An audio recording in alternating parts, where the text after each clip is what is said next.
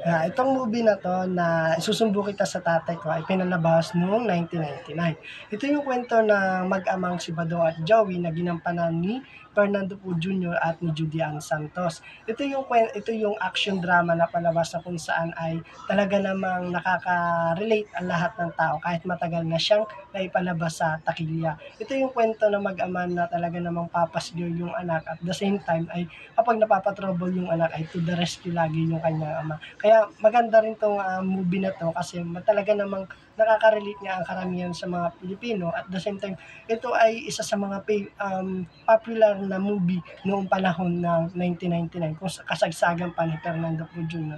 At the same time ay kilalang-kilala na si Fernando Poe pagdating sa pagiging action star. Pero itong movie niyang ito ay with twist siya na hindi lang siya action, hindi lang puro action siya, nakatuon din siya sa drama kaya maganda 'tong panoorin lalong-lalo na sa panahon ngayon.